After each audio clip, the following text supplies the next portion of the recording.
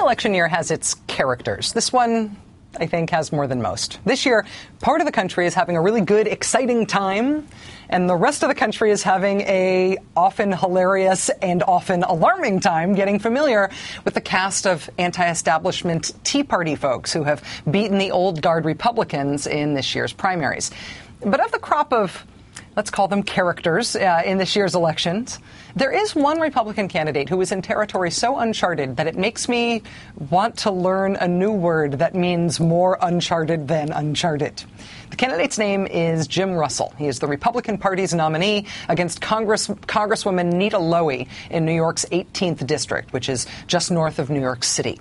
Jim Russell's occupation is described by Politico.com this week as a Christian conservative author and activist. But what you really need to know about him is what he believes about you, and whether or not, according to Jim Russell, it is natural for you to have contact with people of a different race or religion than you. Mr. Russell's views on race mixing are detailed in his 2001 essay titled The Western Contribution to World History, which was published in a white supremacist journal called the Occidental Quarterly. In that essay, he writes, quote, "While liberals and universalists constantly yammer about bringing us all together and how diversity is our strength, it may be suggested that the biological function of human language and culture is just the opposite. That is, to keep discrete groups apart." He also approvingly quotes old racist arguments from T.S. Eliot about what constitutes an optimum society. Quote, "The population should be homogenous. What is still more important is unity of religious background, and reasons of race and culture combine to make any large number of free-thinking Jews undesirable." So there's that. And then Jim Russell gets even weirder.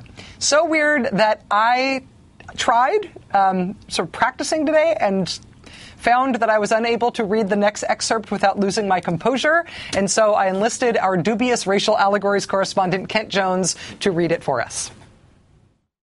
It has been demonstrated that finches raised by foster parents of a different species of finch will later exhibit a lifelong sexual attraction toward the alien species.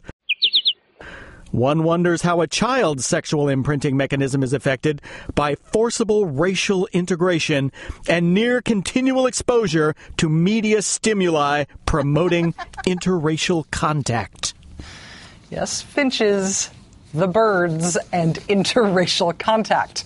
Major party candidate for Congress, ladies and gentlemen. Mr. Russell also inveighs against, quote, "the culpability of media moguls who deliberately popularize miscegenation in films directed toward adolescents and pre-adolescents. In the midst of this onslaught against our youth, parents need to be reminded that they have a natural obligation, as essential as providing food and shelter, to instill in their children an acceptance of appropriate ethnic boundaries for socialization and for marriage." It's 9:31 p.m. Have you instilled your children with appropriate ethnic boundaries for socialization today? In a year of extreme politics, where in particular there's a lot of extreme us versus them stuff, hi, Mr. Gingrich, Jim Russell may have actually figured out what it takes to claim the label of extreme in conservative politics this year.